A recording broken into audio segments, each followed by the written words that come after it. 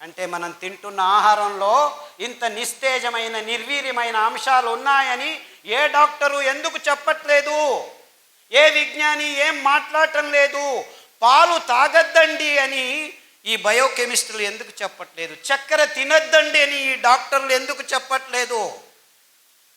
లేదు పెప్సీ తాగండి అని షారుఖ్ ఖాను, కోక్ తాగండి అని ఆమీర్ ఖాను, లేదు పైనుంచి వస్తాను సల్మాన్ ఖాన్ థమ్స్అప్. అందరూ అమ్ముతుండేది 100 mlలో 45 గ్రాములు చక్కెర. అంటే మీరు ఒక పెప్సీ తాగితే మీ దేహంలోకి 45 గ్రాముల చక్కెరని తోస్తున్నారనమాట 2 నిమిషాల్లో. మీకు కావాల్సింది రక్తంలో 5 గ్రాములు చక్కెర సరిగ్గా ఉంటే. 5 గ్రాముల చక్కెరని మీరు ఖర్చు చేయాలంటే 1 గంట నడవాలి. అంటే మీరు ఒక పెప్సీ తాగితే ఎన్ని గంటలు నడవాలి?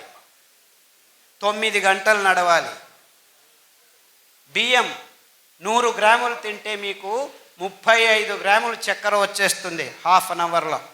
గోధుమలు తింటే 15 మినిట్స్లో వచ్చేస్తుంది. 2 పుల్కాలు తింటే చాలు. ఓహో, డాక్టర్ చెప్పాడు నూనె వద్దంట, వేడి పుల్కాలు తిన్నాం, డ్రై పుల్కాస్. మీరు డ్రై తిన్నా వెట్ తిన్నా పుల్కానే, చక్కెరేనే. డ్రై పుల్కాలు తిని ఎంతమంది ఆరోగ్యంగా ఉన్నారు? I want to see. ఎంతమందికి డయాబెటీస్ బాగైంది? I want to see. Diabetes వచ్చిన వెంటనే చపాతీ తిను. ఉత్తర భారతదేశంలో అందరూ చపాతీలే తింటున్నారు, మనకంటే ఎక్కువ రోగం ఉంది అని ఎవరు అడగట్లేదు. అంటే ఈ గోధుమలు, ఈ బియ్యము, ఈ పాలు, ఈ చక్కెర మనకు అసమతులనాన్ని కనిచేస్తున్నాయి. గ్లూకోజ్ ఎక్కువ రక్తంలోకి పంపు చేస్తున్నాయి. 15-20 నిమిషాల్లోనే ఇంతింత గ్లూకోజ్ పోతుంది. మన దేహంలో రక్తంలో ఉండాల్సింది 5 గ్రాముల కంటే ఎక్కువ ఉంటే అసమతులనం. ఎక్కువైతే విషం కూడా, అమృతం కూడా విషం. నాకు దిక్కు తెలుగుతుంది. ఎక్కువైతే అమృతం, గ్లూకోజ్ కావాలి. 5 గ్రాముల కంటే తక్కువైతే ప్రజ్ఞ తప్పి పడిపోతాము. అదే జరుగుతుంది చిన్న పిల్లల్లో. ఇప్పుడు ఇన్సులిన్ 10 యూనిట్లు పొద్దున, 10 యూనిట్లు సాయంకాలం చేస్తున్నారు. రక్తంలో గ్లూకోజ్ లేకుండా ప్రజ్ఞ తప్పి కోమాకు వెళ్ళిపోతున్నారు. ఇదంతా ఏం పారగలేదు, బాగలేదు, మేము హైటెక్ చిప్పు రెడీ చేశాము, ఎంత గ్లూకోజ్ కావాలో అంత గ్లూకోజ్ను లోపలికి తీసుకెళ్లే ఇన్సులిన్ను మాత్రమే రిలీజ్ చేస్తుంది, తొడలో పెడతాము, వారం వచ్చి కియోస్క్లో కూర్చొని మొబైల్ లాగా ఛార్జ్ చేసుకుని ఇన్సులిన్ మొబైల్ లాగా ఛార్జ్ కూర్చోవాలి. 3 గంటలు కూర్చుంటే ఇన్సులిన్ లోపల పోతుంది. తర్వాత 1 వారం తిరగచ్చు, మళ్ళా కూర్చోవాలి, మొబైల్ లాగా ఛార్జ్ చేసుకుంటాం. ఆ చిప్పు పెట్టేదానికి 3 లక్షలు, ప్రతిసారి ఛార్జ్ చేసేదానికి 3,000. ఇది అరే ఎందుకు ఆ చిన్న పిల్లవాడికి గ్లూకోజ్ ఎక్కువ అవుతుంది రక్తంలో? ఈ బిస్కెట్లు, ఈ చాక్లెట్లు, ఈ కేకులు, ఈ కొవ్వు పదార్థాలు, ఆ డాల్డా, ఈ మాంసం తయారైన తర్వాత తిన్న తర్వాత మిగిలిన మాంసాన్ని పారేస్తే డబ్బులు ఖర్చు అవుతాయని దాన్ని బాగా పెద్ద ఇలాంటి పెద్ద హాల్ అంతా వ్యాట్స్లో స్టీల్ పాత్రలో వేసి కుదిస్తే పైకి తేలుతుంది కొవ్వు. ఆ కొవ్వే డాల్డా. తెచ్చి ప్రతి ఒక్క చిన్న ఊర్లలో బేకరీలకు ఇస్తున్నారు. బిస్కెట్లు, కేకులు. సార్ మేము బ్రాహ్మణులము, మాంసం తినము, అయినా క్యాన్సర్ వచ్చింది. ఎందుకు వచ్చింది? పొద్దున్న లేస్తే కాఫీలో బిస్కెట్ అద్దుకొని తింటున్నావు, రస్క్ అద్దుకొని తింటున్నావు. ఆ రస్క్లో 140 గ్రాములు ఈ డాల్డా ఉంది. ఆ డాల్డా ఎక్కడి నుంచి వచ్చింది? ఈ రీతి తయారు చేసిన కోళ్ళ మాంసం నుంచి, పందుల మాంసం నుంచి, ఆవుల మాంసం నుంచి, రోగ నిరోధక శక్తి లేని ఆ పందుల నుంచి, ఆవుల నుంచి, కోళ్ళ నుంచి వచ్చిన కొవ్వులో వైరస్లు ఉన్నాయి, కెమికల్స్ ఉన్నాయి. అవి తినటం వల్ల నీ దేహంలో క్యాన్సర్ చోటు చేసుకుంటుంది. ఈ సోయాబీను, ఈ మొక్కజొన్నలను కలిపి తయారు చేసిన పశుగ్రాసాన్ని తినటం వల్ల దానిలకు రోగం వచ్చింది, దానిలను తిని నీకు రోగం వస్తుందని ఎవ్వరూ చెప్పట్లేదు. అందుకే క్యాన్సర్ గడ్డలు చిన్న పిల్లల్లో ఎముకల మీద, రక్తంలో, గర్భకోశంలో, మెదుళ్లలో ఇలా 15 రకాల క్యాన్సర్లకి మేము ఆహారము, కషాయాలను తయారు చేసి లిస్ట్ రెడీ చేశాము. చాలామందికి బాగా అయిన తర్వాత 14 ఆ పుస్తకంలో అన్ని లిస్టు చేసి ఏ క్యాన్సర్కి ఏ ఆహారం, ఏ కషాయం ఉదయం, ఏ కషాయం మధ్యాహ్నం తాగాలి అని వివరంగా రాసి పెట్టాము. ఆ పుస్తకాన్ని చూసుకొని బాగు చేసుకున్నామని ఫోన్ చేసేవాళ్ళు ఇప్పుడు దుబాయ్, కువైట్, అమెరికా, న్యూజిలాండ్ నుంచి నాకు ఫోన్ చేస్తున్నారు. సార్ మాకు ఇది బాగా అయింది, మాకు కషాయాలు దొరకట్లేదు, ఎండిపోయిన ఆకుల్ని కషాయాలుగా తాగవచ్చా? మా అమ్మా నాన్న వాళ్ళు దాన్ని ఎండబెట్టి పొడి పంపిస్తారంట.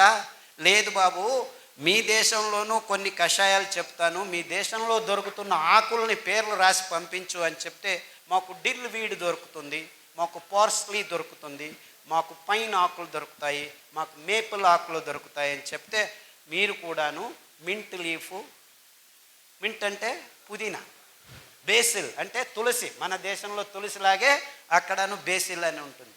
డిల్వీడ్ అంటే సబ్బకి ఆకు, శతపుష్పి అంటారు.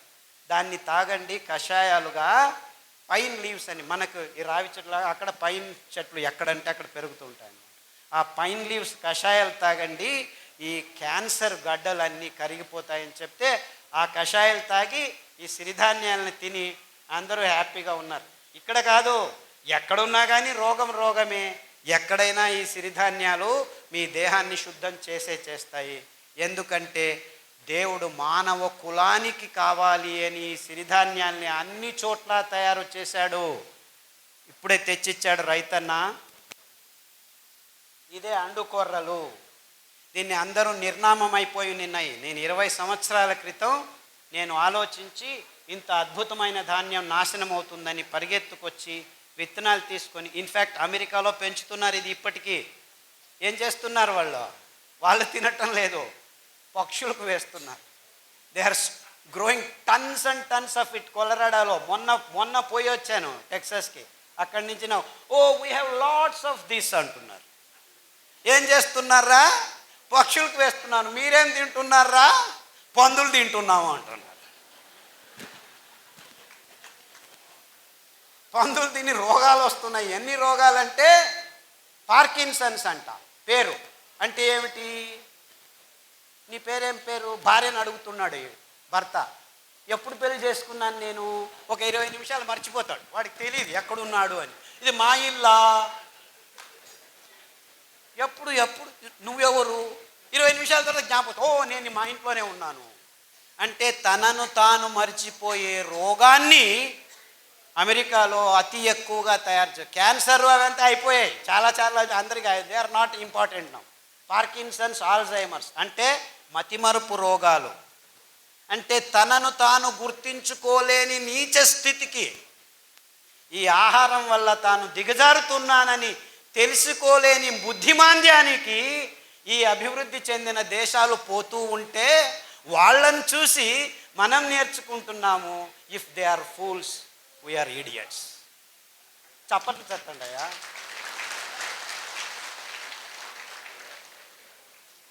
మనం చేయాల్సింది ఇంతే. పార్కిన్సన్స్ మన దేశంలోనూ మెల్లిగా మొదలైంది. ఇప్పుడు 100కి 6 మందికి మన దేశంలోనూ పార్కిన్సన్స్ వచ్చేసిందని చెప్తున్నారు. By 2025 it will be 18%. ఇలా భయంకరమైన గణాంకాలు దొరుకుతున్నా కానీ నిమ్మకు నీరెత్తినట్టు కూర్చున్నాం మనం. ఇంకా చక్కెర కావాలి, ఇంకా మాంసం కావాలి, ఇంకా గుడ్లు తినాలి, ఇంకా నూడిల్స్ తినాలి. అమ్మ అవసరం లేదు, నాన్న అవసరం లేదు, 2 నిమిషాలు నూడిల్స్ అని చెప్తే అందరూ వెళ్ళి ఆబగా పిల్లలకి ఏమిటి మేమే తింటామని వాళ్ళకు పెట్టకుండా మనమే తింటున్నాము. ఎందుకు? వంట చేసే తప్పుతుంది అంటే ఇంట్లో వంట చేయటం మీరు చేయకండి, అన్నీ మేమే చేసిస్తాం, మీ వంటగదులు ఎందుకు, వంటగదులు అవసరం లేదు అని. ఇప్పుడు బెంగళూరులో ముందు 2 బెడ్రూమ్ కిచెన్ అని ఉండేది, ఇప్పుడు కిచెన్ తీసేస్తున్నారు. అటాచ్డ్ బాత్రూమ్స్ ఎన్ని ఉన్నాయి అని అడుగుతున్నారు.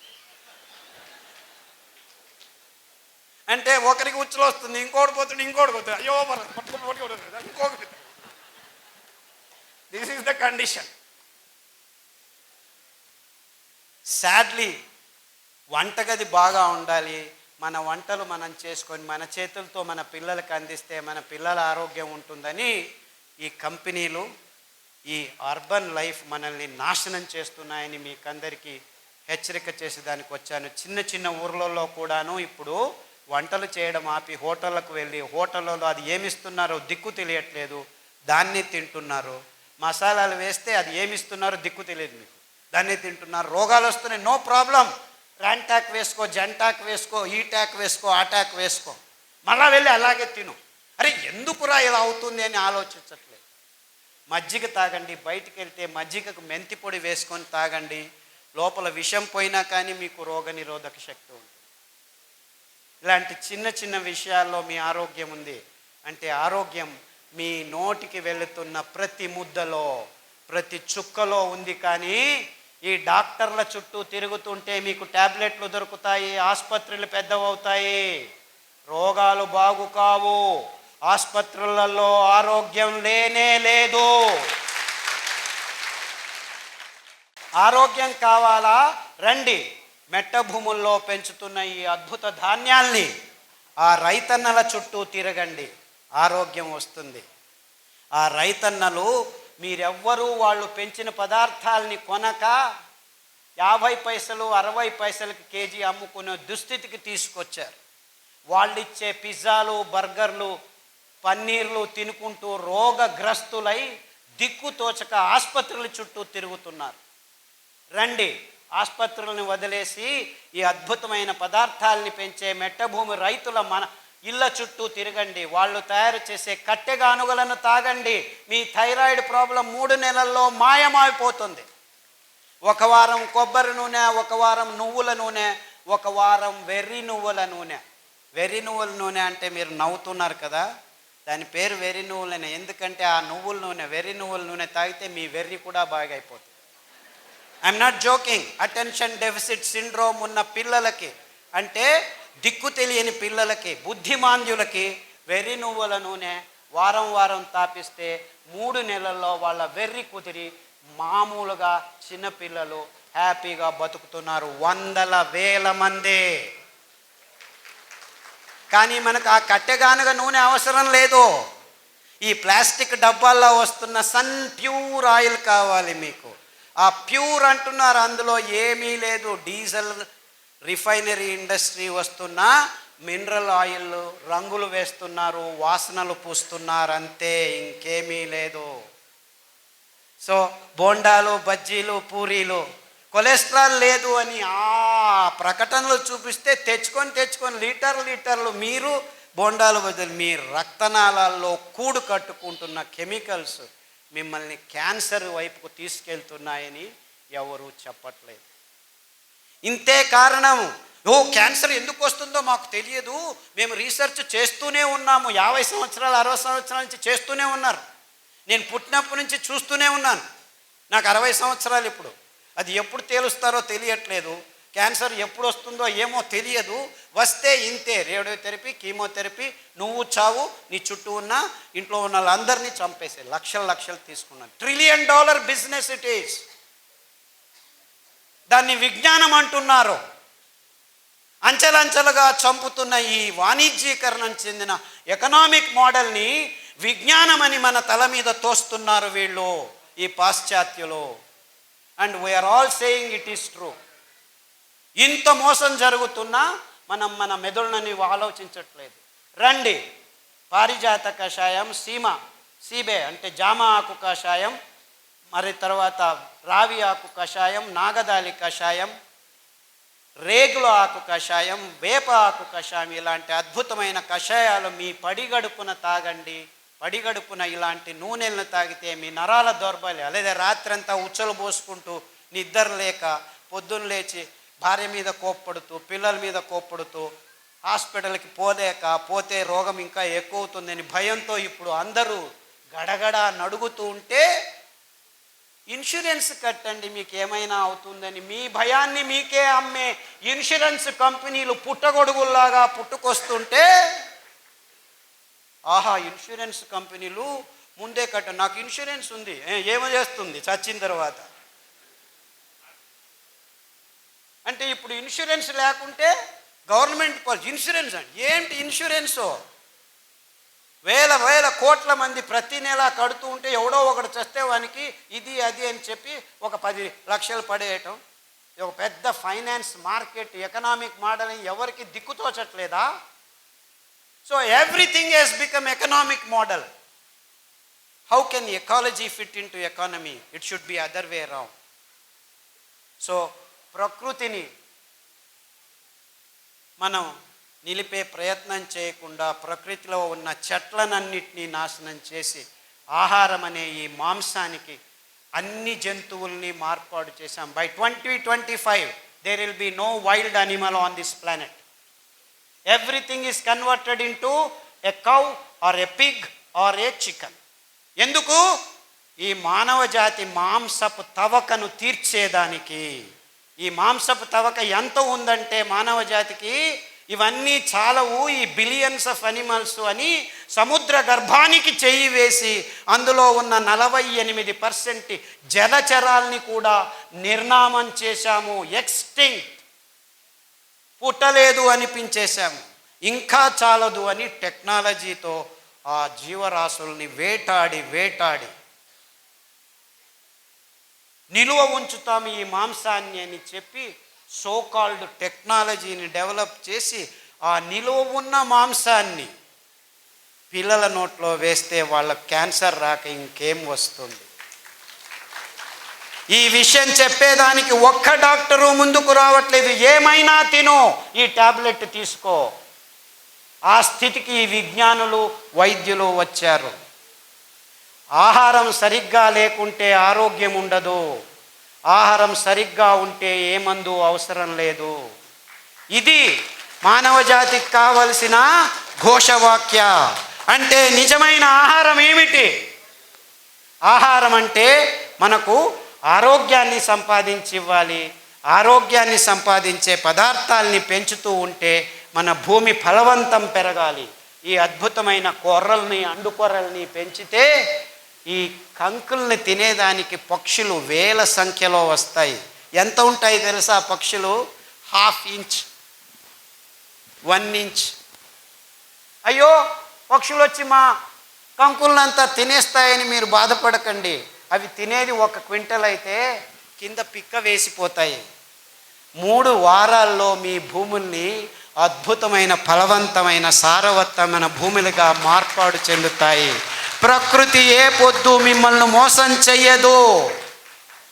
ఆ ఫలవంతమైన భూమిలో మరుసటి పైరు వేస్తే 5 క్వింటల్ బదులు 10 క్వింటల్ వస్తుంది. ఇదే అండుకొర్రలు 4 వర్షాలు వస్తే చాలు, నీళ్లు కట్టాల్సిన పని లేదు, డ్యాముల్ని కట్టాల్సిన పని లేదు.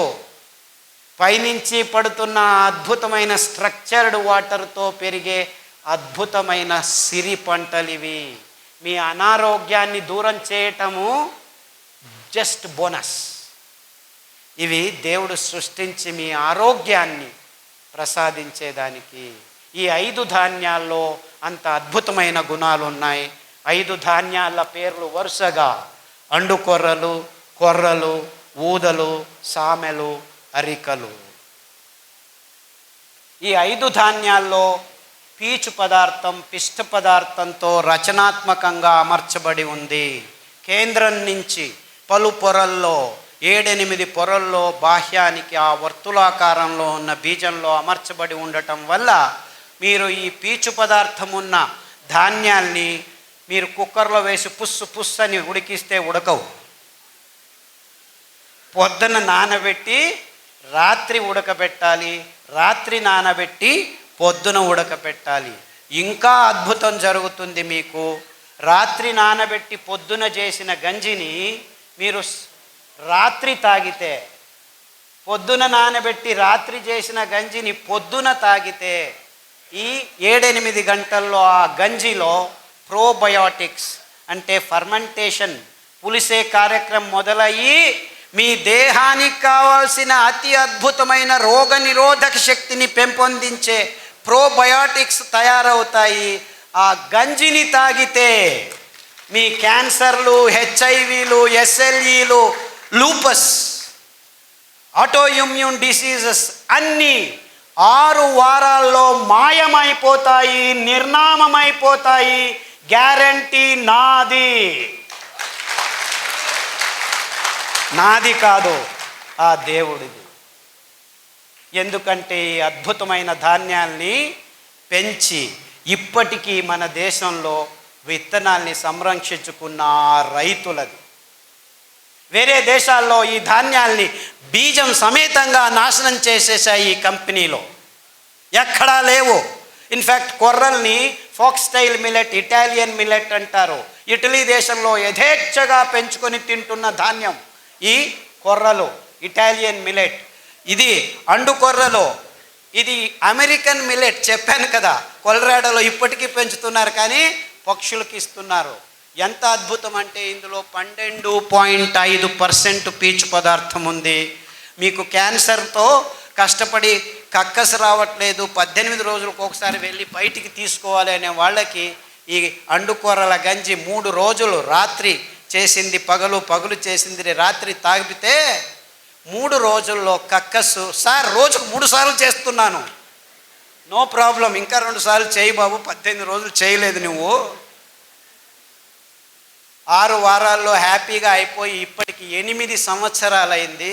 ఒక పాత్రికేయుడు కర్ణాటకలో పల్లెపల్లెకు వెళ్ళి నాకు ఇలా జరిగింది, అందరూ కొర్రలు పెంచండి, అండు కొర్రలు పెంచండి, క్యాన్సర్ను దూరం ఉంచుతామని శతతంగా నాకంటే ఎక్కువ చిన్న చిన్న పల్లెల్లో తిరుగుతూ చెప్తూ ఉన్నాడు మహానుభావుడు.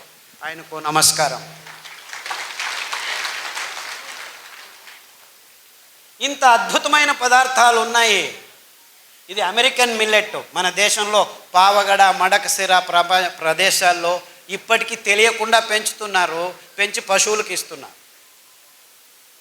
వాళ్ళ మూర్ఖులు, మనము మూర్ఖాతి మూర్ఖులు, ఇలా తయారైపోయి. ఆఫ్రికన్ మిల్లెట్ అంటారు సామెను. సామె బియ్యం ఆడజాతికి దేవుడు ఇచ్చిన రామబాణం. మీకు అది ఏం రోగాలు ఉన్నాయో నాకు చెప్పొద్దండి. వారంలో 3 రోజులు సామెలు తినండి, మిగిలిన 4 రోజులు ఒక్కొక్క సిరిధాన్యం తినండి. పాలు తాగకండి, కాఫీలు తాగకండి. అద్భుతమైన రావి ఆకు, వేప ఆకు, జామ ఆకు, నేరేడు ఆకు, మారేడు ఆకు కషాయాల్ని, ఇంకా అద్భుతమైన కషాయం ఒకటి ఉంది ఆడవాళ్ళకి, అద్భుతమైన ప్రసాదము గోంగూర ఆకు. మీకేమీ దిక్కు తోచలేదు, వెళ్ళి 4 గోంగూర ఆకులు తెచ్చి కషాయం చేసుకొని తాగండి. మీ మూతి మీద మీసాలు 6 నెలల్లో మాయమైపోతాయి. మీరు బ్యూటీ పార్లర్కి వెళ్ళాల్సిన అవసరం లేదు. గోంగూరలో అంత అద్భుతమైన గుణాలు ఉన్నాయి. సమతులనాన్ని 6 వారాల్లో మీ దేహంలోకి తీసుకొస్తుంది. ఇదంతా ఒకవైపు అయితే, ఇంకొక వైపు భయానకమైన సిచ్యువేషన్ ఏమిటంటే, ఇంకా వచ్చే 20 సంవత్సరాల్లో మానవ జాతికి మగవాళ్లలో వీర్య కణాలు ఉండవు అని WHO ఘోషణ చేస్తాం. ఉండినా, పిల్లలు పుట్టినా అందులో 28 మంది బుద్ధిమాంద్యులు పుడతారు అని చెబుతున్నారు.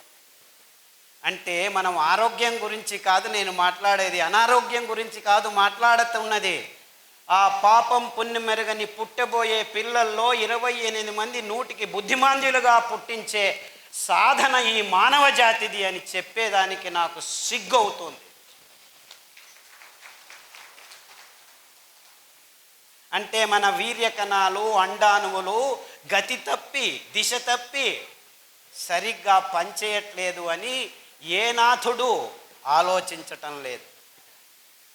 రోగాలను బాగు చేసుకోవచ్చు, కానీ పుట్టబోయే పిల్లల్నే, అంటే ఆ సిపియులే సరిగ్గా లేకుండా ప్రింట్ చేస్తున్నారన్నమాట. మీరు సెంట్రల్ ప్రాసెసింగ్ యూనిట్, పిల్లలు ఉత్పాదన అయితే ఆ పిండము, అండము పిండమై పిండము మనిషే అని పాపయ్యేదానికి ఆ మధ్యలో ఏదో మోసం చేస్తున్నాము.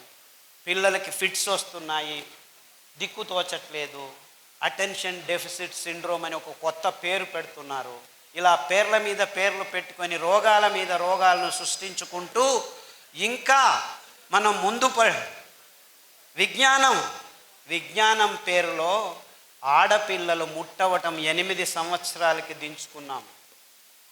అది పాల వల్ల అని నేను 20 సంవత్సరాల నుంచి చెబుతుంటే ఇంతవరకు ఏ డాక్టరు ఏ విజ్ఞాని అది అవునో కాదో చెప్పట్లేదు. అంటే నా దగ్గరికి వచ్చిన ఆడపిల్లలకి పాలు అనే పదార్థాన్ని స్టాప్ చేస్తే మీలో ఉన్న 90% ప్రాబ్లమ్స్ సాల్వ్ అవుతాయమ్మా అని చెబితే వందల వేల మంది ఈ పాలను ఆపు చేసిన తర్వాత వాళ్ళకు అవుతున్న గర్భకోశ ప్రాబ్లమ్స్ ఏమిటి, ముట్టు ప్రాబ్లమ్స్ ఏమిటి, స్తనాల్లో గడ్డలేమిటి, పీరియడ్స్ ప్రతిసారి వచ్చినప్పుడు దిక్కు తెలియని నొప్పులతో కష్టపడుతూ ఉంటే ఒక్కొక్క ట్యాబ్లెట్ వేసుకొని ఎవరికి చెప్పలేక ఆ ట్యాబ్లెట్ల వల్ల వాళ్ళ కిడ్నీలు టప్పుకొని లేచిపోతుంటే క్రియాటినిన్ ఎక్కువ అవుతుంటే నో ప్రాబ్లం, మేము డయాలసిస్ యూనిట్లను రెడీ చేస్తున్నాము, ప్రతి జిల్లాలో 100 డయాలసిస్. ఎందుకురా కిడ్నీలు లేచిపోతున్నాయని ఎవరు ప్రశ్నలు అడగటం లేదు. ఇలా చెబుతూ పోతే మీరు తాగుతున్న ఈ నీళ్లు చచ్చిన నీళ్లు, బోరు నీళ్లు ఎందుకు చచ్చాయి?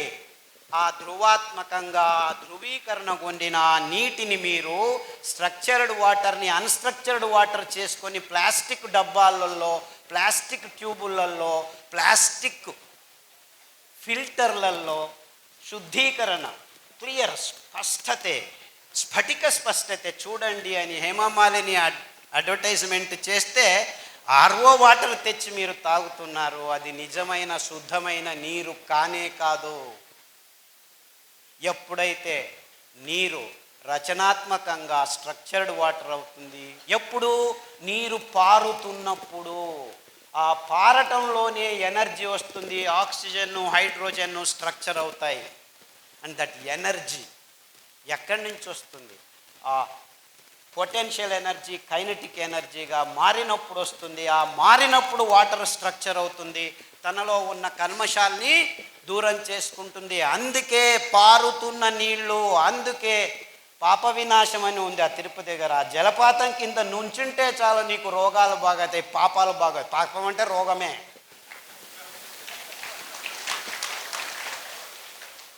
ఆ జలపాతం ఉక్కి పడుతుంటే అందులో స్ట్రక్చర్డ్ వాటర్ ఉంటుంది. నీ దేహంలో 75% నీళ్లే. నీ నీళ్లు కలుషితమయ్యాయి, స్ట్రక్చర్ పోయింది. నిజమైన స్ట్రక్చర్ కావాలా? స్ట్రక్చర్డ్ వాటర్తో స్నానం చెయ్యి, స్ట్రక్చర్డ్ వాటర్ తాగు. 6 నుంచి 60 రోజుల్లో నీ రోగాలు ఒక స్థితికి కుదుట పడతాయి. అంటే స్ట్రక్చర్డ్ వాటర్ ఎక్కడి నుంచి వస్తుంది? ఈ డబ్బాల్లో ప్లాస్టిక్ చిప్పల్లో నీళ్లు తాగుతున్నాము. ఇప్పుడు నేను వస్తున్నాను, అందరూ గ్లాస్ బాటిల్లో నీళ్ళు పెడుతున్నారు. ముందు అందరూ ప్లాస్టిక్ డబ్బాల్లో తాగేవారు. ఆ ప్లాస్టిక్ నానో పార్టికల్స్ మీ చిన్న పేగుల్లో అతుక్కొని సిలీనియం, జింక్, కాపర్ ఇలాంటి అద్భుతమైన లవణాంశాలు మీ రక్తంలోకి దొరకక మీ వెంట్రుకలు పైకి లేచిపోతున్నాయి. అందుకే తిమ్మప్ప వెంట్రుకల బిజినెస్ తక్కువైపోయింది. నిజంగా జరుగుతున్నది ఇది. ఆడవాళ్లలో బట్టతల కనిపిస్తుంది, 100కి 2 ఆడవాళ్లలో బట్టతల వస్తుంది. జన్యుపరంగా మాట్లాడాలంటే 1 కోటి ఆడవాళ్లకు 1 బట్టతల కనిపించడం కూడా అరుదుగా ఉన్న దినాల్లో 150 సంవత్సరాల క్రితం. ఇప్పుడు 100కి 2 ఆడవాళ్లలో బట్టతల ఉంది. మగవాళ్ళల్లో అడక్కండి, 20 సంవత్సరాలకే 40 మందికి బట్టతల వస్తుంది. ఆ ఉన్న తెల్ల వెంట్రుకలకి రంగులు పూసుకుంటూ మనం హ్యాహూ అని ఉడుతున్నాం. ఆ రంగులు ఎందుకు పూసుకుంటారో మరి నాకు అర్థం కావట్లేదు. ఆ సినిమా వాళ్ళకు, టీవీ వాళ్ళకి కర్మ, వాళ్ళ ప్రొఫెషన్ అది, రంగులు పూసుకోవాలి. మీరెందుకయ్యా పూసుకుంటారు మీ తలని? నాకు అర్థం కావట్లేదు. ఆ రంగులు పూసుకోవటం వల్ల మీ హార్ట్స్లో ఇస్కిమిక్ డిసీజెస్ తయారవుతున్నాయని ఏ డాక్టరు మీకు చెప్పట్లేదు. That is the sad story. మీరు నోట్లోకే కాదు, మొత్తం శరీరం అంతా కలుషితం చేసుకుంటున్నారు. సహజంగా ఉండటం అదేదో పెద్ద తప్పు అన్నట్లు ఇప్పుడు సమాజం తయారైంది. I don't know why it is so. ఎందుకంటే urbanisation, the so called TVs, so called advertisements, so called భయంకరమైన జీవితం, రియాలిటీ షోస్. రియాలిటీ షోస్లోకి దిగిపోయాం. సో ఏమిటవుతుంది ఇదంతా? మనకు తక్కక్క మంచి నీళ్లు ఉత్పాదన చేసుకోలేకపోతున్నాం. టెక్నాలజీ మాత్రం పైకి పైకి పోతుంది. ఏం లాభం? యూజ్లెస్ వాటర్ అందుకే రోగాలు వస్తున్నాయి. తాగండి. అద్భుతమైన తామ్ర రాగి ఫలకం, రాగి ప్లేటు మట్టి కుండలో నీళ్ళల్లో పెడితే రాత్రి మీకు స్ట్రక్చర్డ్ వాటర్ తయారవుతుంది. ఎలా తయారవుతుంది? నీళ్లు పారితే స్ట్రక్చర్డ్ అయితే రాగి ఫలకం మీద ఫ్రీ ఎలక్ట్రాన్స్, రుణాత్మక కణాలు బుర్రని తిరుగుతూ ఉంటాయి. ఓన్లీ రాగి ప్లేట్ మీద ఈ పద్ధతి ఉంది. నేను ప్రయాణం చేస్తున్నప్పుడు రాగి చెంబులో, బయట దొరికేది ప్లాస్టిక్ నీళ్ళే నాకు తెలుసు, ఆ ప్లాస్టిక్ నీళ్ళని దీంట్లో వేస్తే 5-6 గంటల్లో రాగి ఉపరితలం మీద ఉన్న రుణాత్మక కణాలు బుర్రని తిరగటం వల్ల నీళ్ళల్లో ఉన్న కల్మషాలన్నీ రాగి ఫలకం మీదకి వచ్చేస్తాయి. దాన్ని రాత్రికి పొద్దున్న లేస్తే మీరు చింతపండు నీళ్ళతోనో నిమ్మకాయ నీళ్ళతోనో శుభ్రం చేసుకుంటే మళ్ళా రాగి ఫలకం తయారవుతుంది. మళ్ళా 5 లీటర్ల 10 లీటర్ నీళ్ళని ఈ బాటలు మీరు మట్టి కుండలో వేస్తే మొత్తం నీళ్ళన్నీ శుద్ధమవుతాయి. ఎప్పుడైతే మీరు ఈ రకంగా స్ట్రక్చర్డ్ వాటర్ను తాగటం మొదలు పెడతారో, ఎప్పుడైతే మీరు ఈ రకమైన స్ట్రక్చర్డ్ వాటర్తో వంట చేసుకొని భోజనం చేస్తారో, మీ ఆరోగ్యం సగానికి సగం మీ దేహంలో 6 నెలల్లో భాసమవుతుంది. దీనికి ఆ రాగి ప్లేట్ 100 రూపాయలు 200 రూపాయలు మీకు పనికొస్తుంది, మీ పిల్లలకు పనికొస్తుంది, మీ మనవాళ్లకు పనికొస్తుంది, మీ ముని మనవాళ్లకు పనికొస్తుంది, ఇంకా ముని మనవాళ్లకు పనికొస్తుంది. ఒక్క నయా పైసా ఖర్చు లేదు. మీరు 200 రూపాయలు ఖర్చు పెడితే ఇప్పుడు తరతరాలు మీ కుటుంబంలో శుద్ధమైన స్ట్రక్చర్డ్ వాటర్ని తాగేదానికి వీలవుతుంది.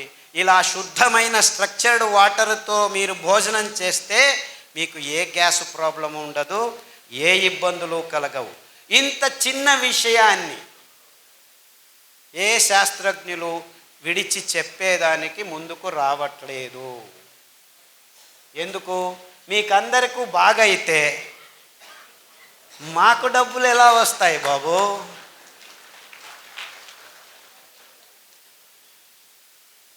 ఇది నీళ్ల కథ, అది పాల కథ, ఇంకా నూనె కథ, సిరిధాన్యాల కథ చివరిలో చెప్తాను. ఎందుకంటే అది మూలం. అది దానివల్ల అన్ని రోగాలు దూరం అవుతాయని మేము వేల మందికి బాగు చేసి ఇలా చెయ్యెత్తి అందరికీ చూడండి బాబు, మీరు ఇది తినకపోతే రోగము, ఇది తింటే ఆరోగ్యము అని. నన్ను అందరూ ఆహారంలోనే ఔషధం ఉందా అని అడుగుతున్నారు. లేదు లేదు లేదు, ఆహారంలో ఆహారం మాత్రమే ఉంది. ఔషధం అనే పదం వచ్చిందంటే నీకు రోగం వచ్చింది అని. రోగానికి ఔషధానికి సంబంధం ఉంది. ఆహారానికి ఆరోగ్యానికి సంబంధం ఉంది, అనారోగ్యానికి సంబంధం లేదు. ఆహారం ఆహారమే, ఆహారం మందు కాకూడదు. మందు మందే. అది ఏ మందైనా నీకు రోగం వచ్చిన తర్వాత మందు, రోగం రాకుండా ఉంటే అది ఆహారం. అంటే ఆరోగ్యం నీకు ఆహారంలో ఉంది. నీకు ఆరోగ్యం లేదంటే నీ ఆహారం సరిగ్గా లేదు అని అర్థం. ఆహారం సరిగ్గా ఉంది అంటే నీకు ఏ మందు అవసరం లేదు అని అర్థం. అంటే అందరూ కన్ఫ్యూజ్ అయిపోయి ఆహారమే ఔషధం అంటున్నారు. తప్పది. ఆహారం ఆహారమే. ఆహారం ఆరోగ్యానికి సంబంధించింది, మందు అనారోగ్యానికి సంబంధించింది. ఆహారం సరిగ్గా ఉంటే ఏ మందు అవసరం లేదు. ఆహారం సరిగ్గా లేకుంటే ఏ మందు పనిచేయదు. సాక్ష్యం అందరం.